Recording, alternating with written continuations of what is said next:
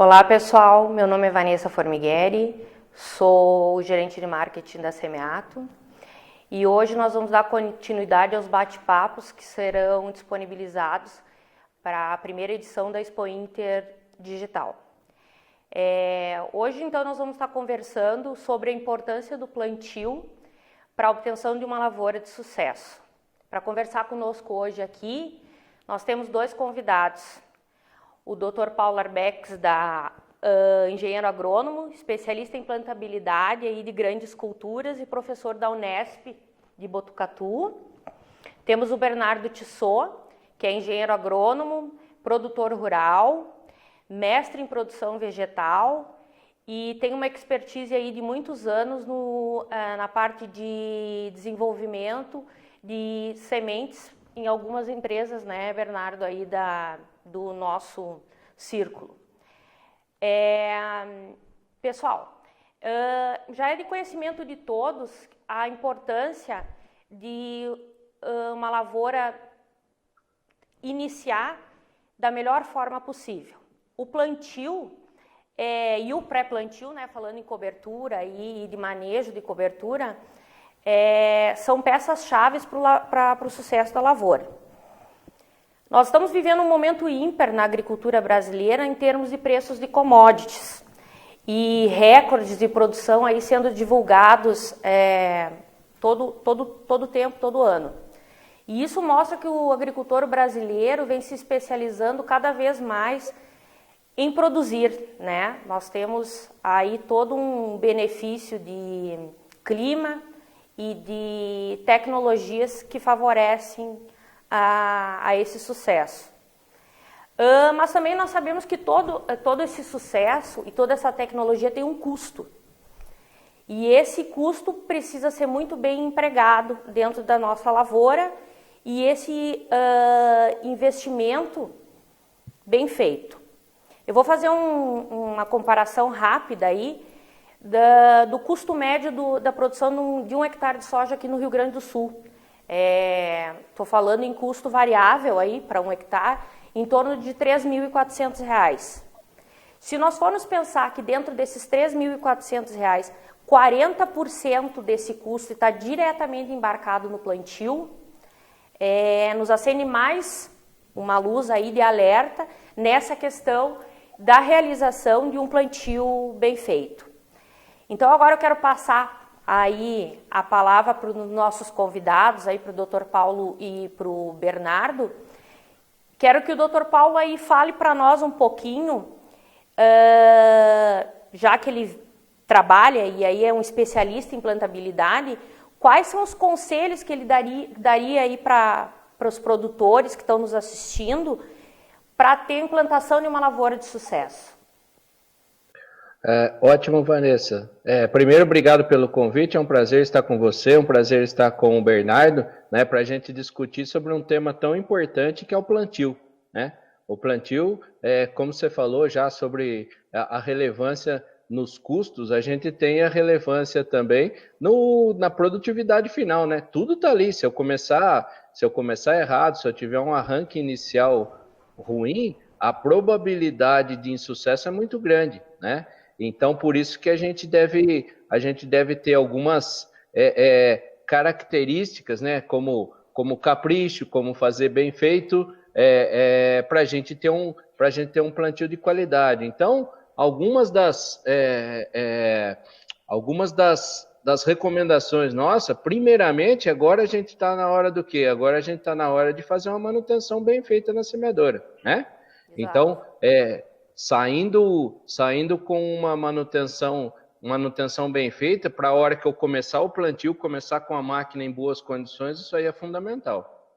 O que tu tem de, Bernardo, para nos recomendar aí na questão de plantabilidade? Então, continuando aí e fazendo alguns comentários do que o professor Paulo falou, eu acredito que o principal que nós temos que levar em conta é um planejamento bem feito, principalmente hoje, quando a gente trata praticamente toda a nossa semeadura em plantio direto, em cima de palha, numa necessidade de ter raiz, ter cultura bem estabelecida antes. E onde nós vamos entrar com uma semeadura, sempre se tem uma certa dificuldade de organizar bem esse, vamos dizer assim, essa cama para a nossa semente.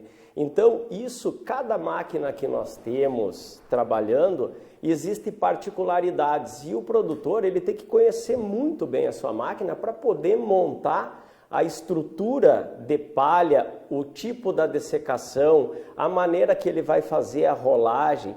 E isso hoje nós temos inúmeras tecnologias que podem auxiliar. Então, para entrar com a máquina bem reguladinha, como o professor falou, e montar uma boa semeadura, o planejamento e a organização dessa palha, dessa cama, tem que ser muito bem elaborada, porque sem isso dificilmente nós vamos ter um bom estabelecimento. E isso leva em conta tudo. Leva em conta a questão de plantas daninhas de difícil controle que hoje a gente tem, não tinha. Leva em conta a questão do tempo de dessecação para poder ter um bom resultado na questão de pragas. E aí temos hoje pragas resistentes, o tipo de tratamento de semente que vai levar junto essa semente. Então são inúmeros fatores que o conhecimento do produtor tem que ser muito abrangente e a gente tem que trabalhar isso constantemente, porque ao longo dos anos se tem mudanças em cima disso aí.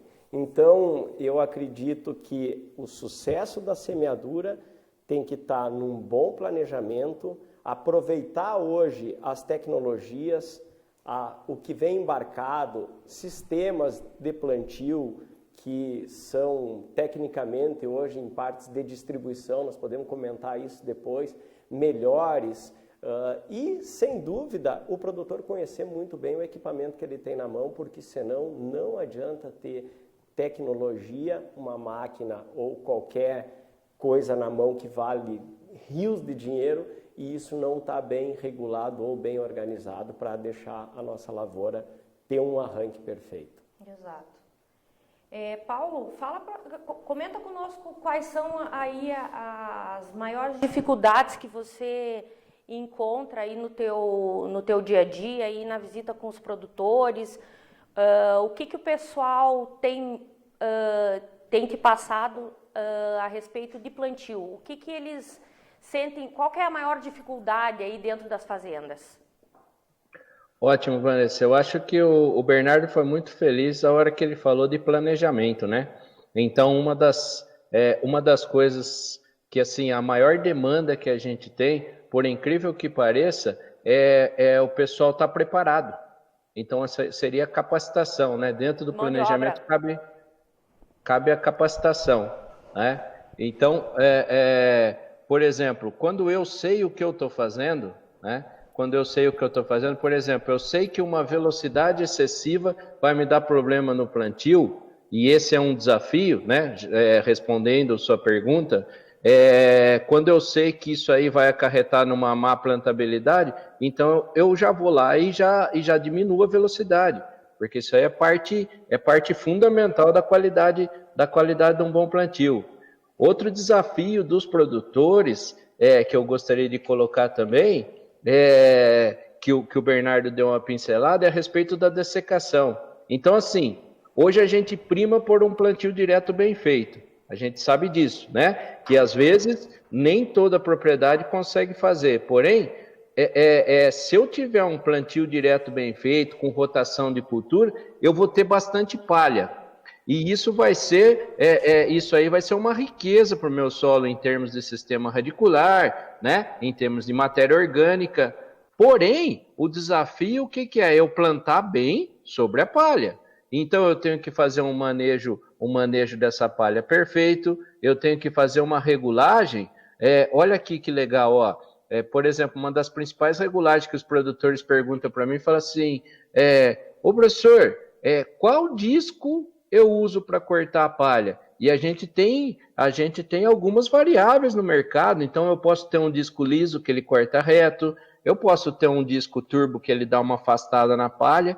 Então, né, esses são alguns exemplos, dependendo do tipo de palha, da quantidade de palha que ele tem, né, a gente recomenda um tipo de disco de corte.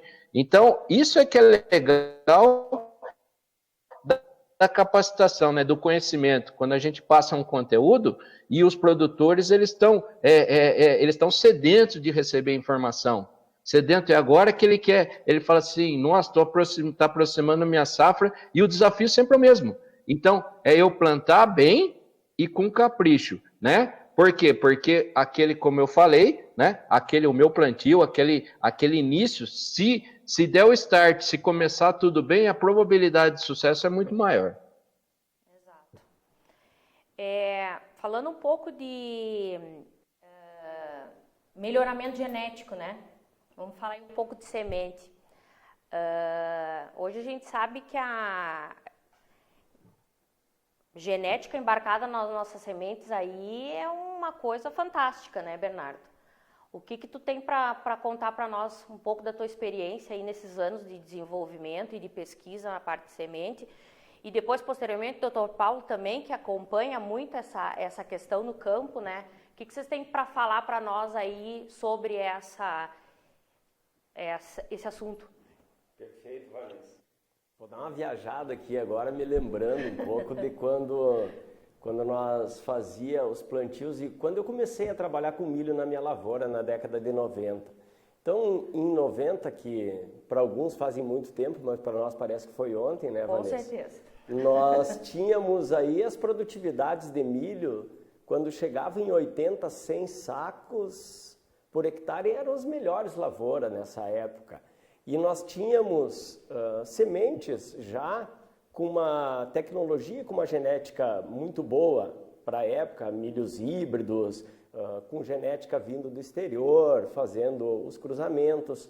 Mas o boom e o grande pulo que nós vivenciamos, passando para o início da década dos anos 2000 e esses primeiros anos dos anos 2000, principalmente, onde nossas produtividades pularam de 80 a 100 sacas, praticamente chegava em 2004, 2005, as melhores lavouras estavam colhendo já 200 sacos por hectare, 180 sacos por hectare. Então a gente praticamente dobrou em 10 anos a produtividade do milho.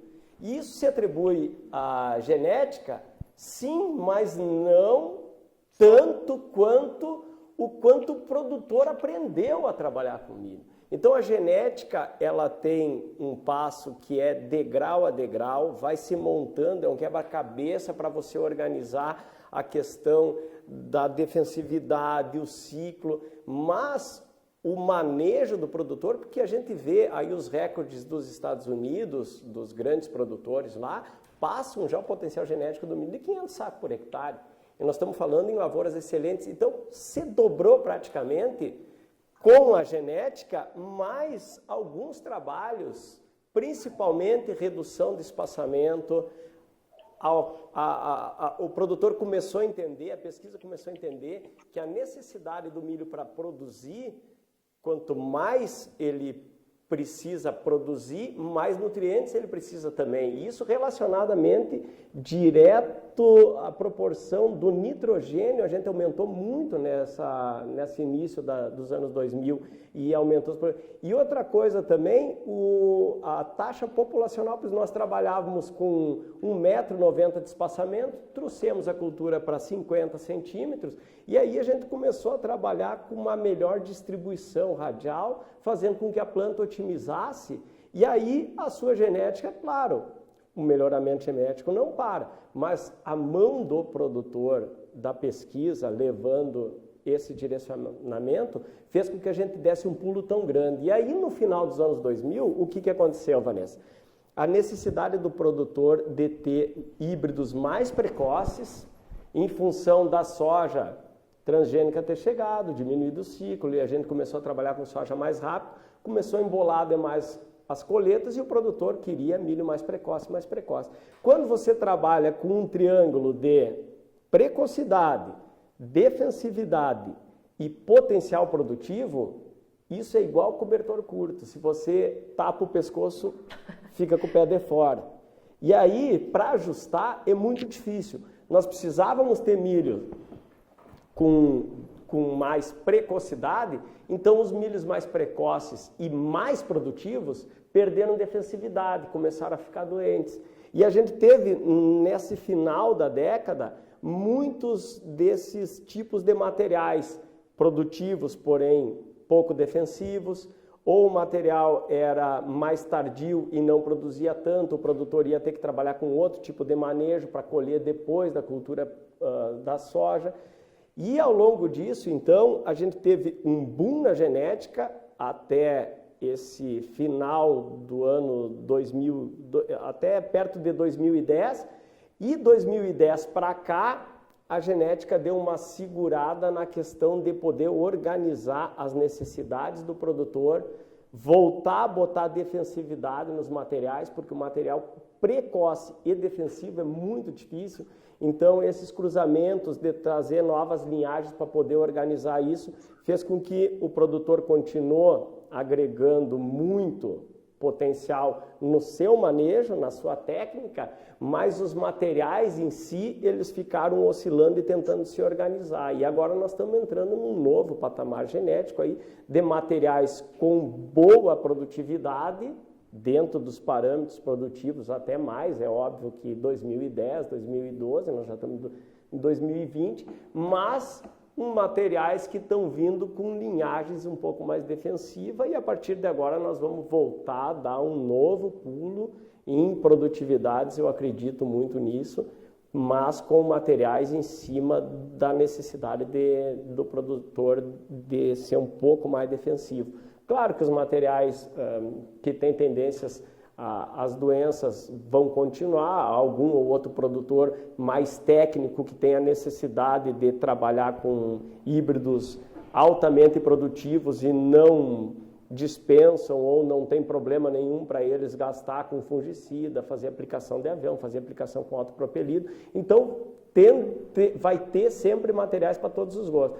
Mas, eu digo, tudo o que aconteceu dos nossos padrões de produtividade de 80 sem saco para hoje estar trabalhando com 250, 240 em pivô nas missões, muito fácil acontecer. Tudo isso, a genética foi fundamental, mas sem o braço do produtor e da pesquisa não seria possível. Exato. Então, não tenha dúvida disso.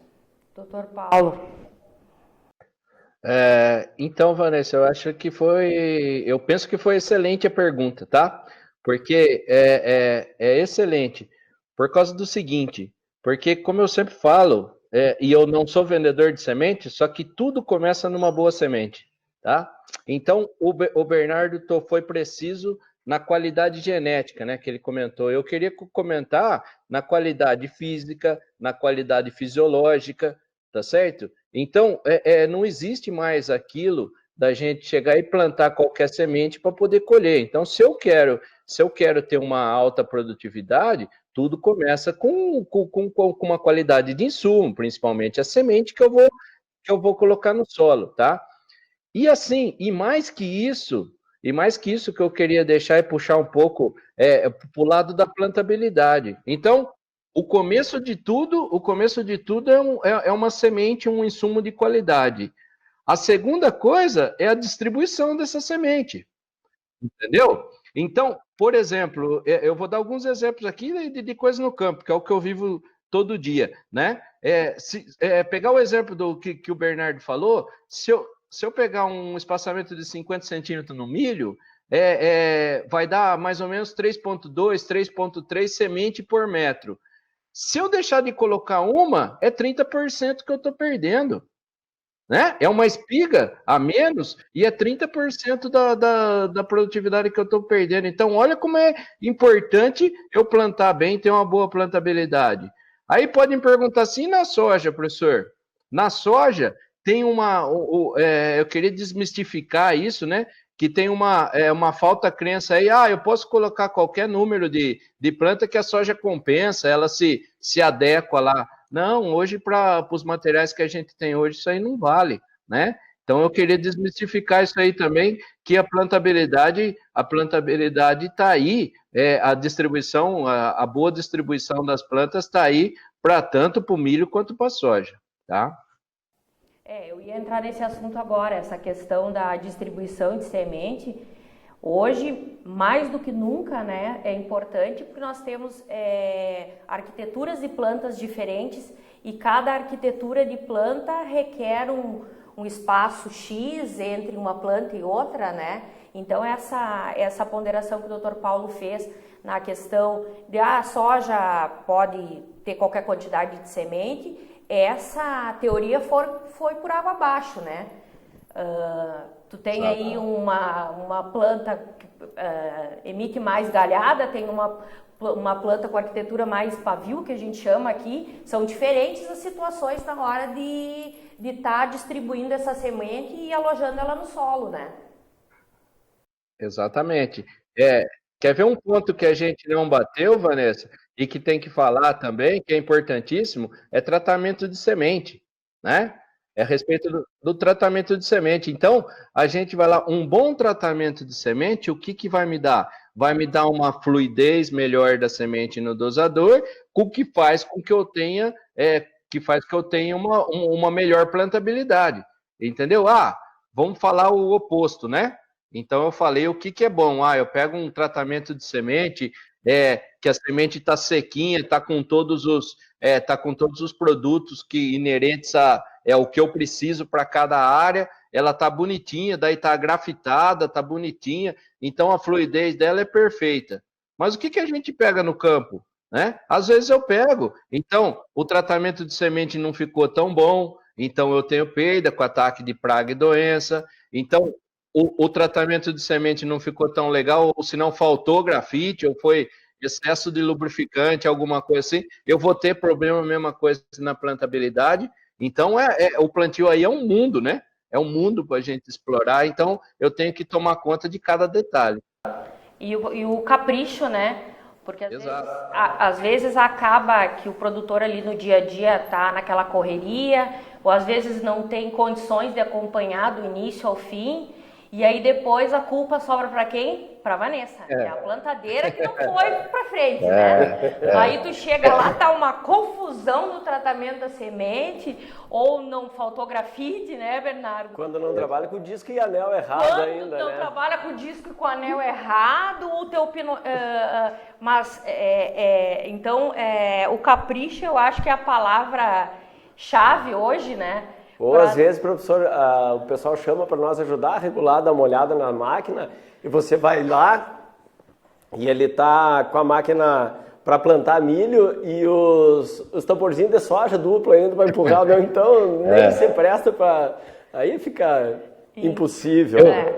Eu já vi de tudo, Bernardo. No campo eu já vi, para vocês terem uma ideia, um negócio que acho que nunca ninguém falou, é o excesso de grafite. Né? O que faz o excesso de grafite na semeadora mecânica? Ele vai juntando no anel ali, ele vai levantando o disco, levantou o disco, ele vai lá e eu tenho um problemaço de plantabilidade. E a turma não sabe, fala, mas eu escolhi o disco certo, o anel correto, o que está acontecendo? O grafite está acumulando no anel.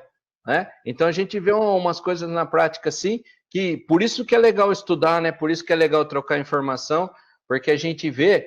Quer ver outra coisa importante de distribuição? É quantidade de dupla e falha, né? Então, às vezes, eu coloco a quantidade correta. É 10 sementes por metro? Eu coloco as 10 sementes. Só que o que acontece? Uma está do ladinho da outra, daí tem um espaço, daí outras duas juntas. Isso aí é o pior dos mundos, né? Eu tenho que ter uniformidade entre uma e outra. Eu devo ter uniformidade.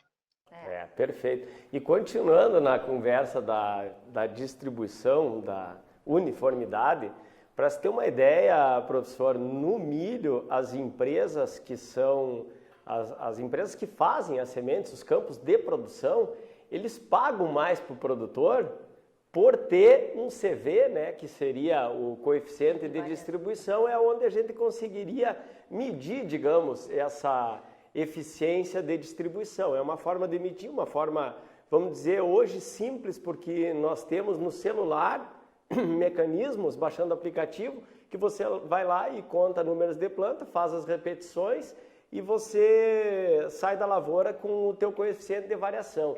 E o coeficiente de variação parece um troço mecânico e bobo, assim, tipo, é difícil, eu preciso medir as plantinhas, mas aquilo ali conta uma história muito grande da lavoura, muito grande. E o produtor que ele começar a tentar melhorar o seu coeficiente de variação, ele com certeza ele vai ter que mexer em muita coisa, principalmente dentro do perfil de plantabilidade dele, desde o planejamento, desde a palha, a velocidade de plantio. E aí quando tu começa a trabalhar isso, tu começa a ver uma melhoria muito grande na produtividade, no manejo desse produtor. Indispensável também é você ter essa conversa junto com o funcionário, com o tratorista que está trabalhando nisso e ele poder entender essas coisas, ir na lavoura e fazer CV junto com ele, explicar por que está acontecendo isso. Esse nosso CV aqui que deveria estar em 20 para ser bom, nós estamos com 43, 48 de média aqui no Rio Grande do Sul. Então isso é muito...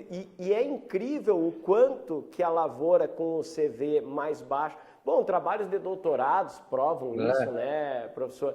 Então, pegando uma lavoura bem distribuída, a planta, ela não tem como... A história do prego puxa para a planta de milho na lavoura, infelizmente, não funciona. No visual, você tem, onde uma planta ficou longe da outra, uma espiga maior. Mas a do lado, que está encostada nela, ou não vai ter espiga, ou vai ter uma espiga menor, e a média dessas duas espigas nunca vão ser uma média tão perfeita quanto as duas plantas equilibradas, com as folhas distribuídas buscando sol, vamos dizer assim, de maneira correta, e não num lado as folhas montadas uma por cima nas outras, e no outro lado a folha abrindo o leque bem tranquilo lá.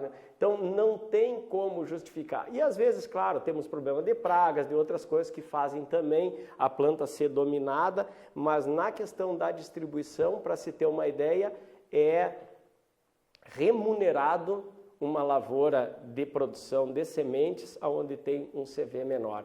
A qualidade da semente, a homogeneidade do grão na espiga para virar um grão para ser a semente da próxima lavoura, ela é melhor. Então tudo isso é a mesma coisa na relação da produtividade do grão comercial. Vai fazer com que produza mais a lavoura que tiver uma plantabilidade, uma distribuição, um CV menor.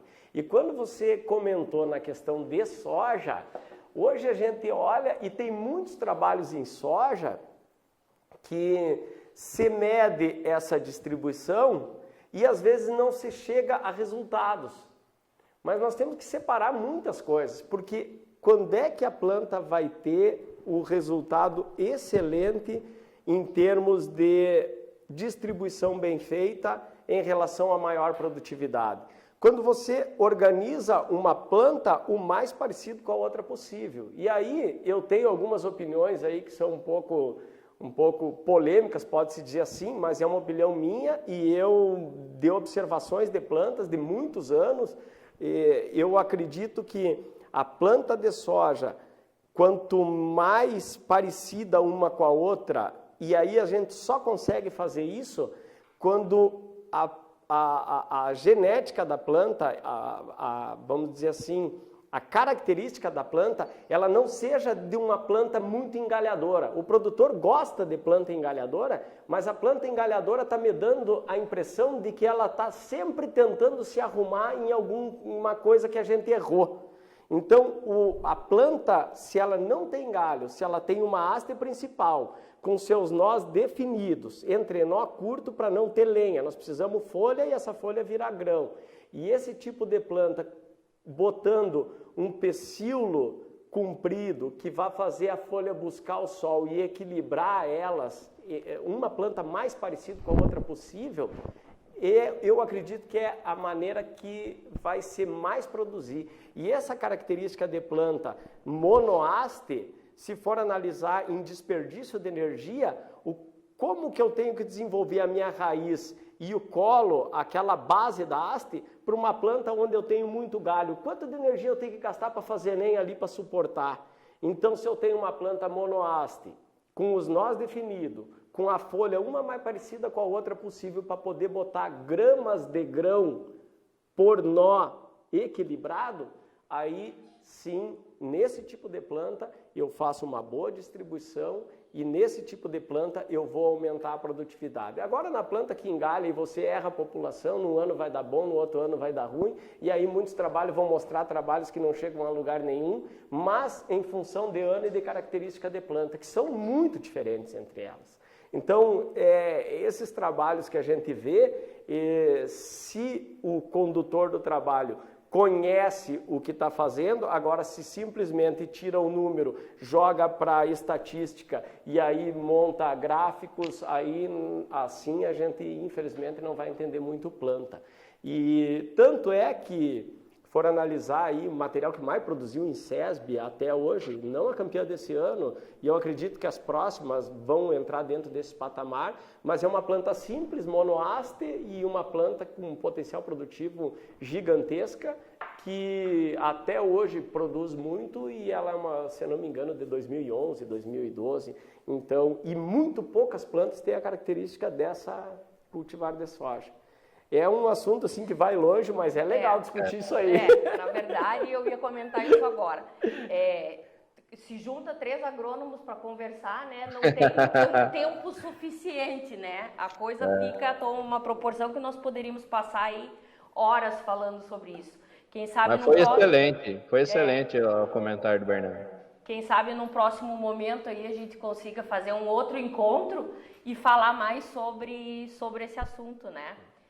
Então eu queria aí que o Paulo falasse para nós aí desse trabalho que ele está fazendo nas redes sociais, aí no site dele, para que o pessoal que está nos assistindo possa ter acesso também a todas as informações que o Paulo passa aí em pró todo esse desenvolvimento do agronegócio brasileiro.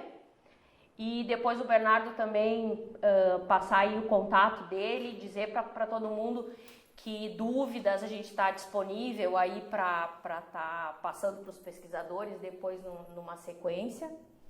Vou passar aí a palavra para ti, Paulo. Tá ótimo. Então, obrigado pela oportunidade, Vanessa, de poder mostrar o seguinte, né? Eu falo que essa pandemia teve tanta coisa ruim, mas uma coisa boa que teve foi essa aumento de conteúdo técnico que a gente vê nas redes sociais, né? Faz muito tempo que eu trabalho nas redes sociais, mas assim, é claro que agora todo mundo ficando em casa deu uma aumentada, né?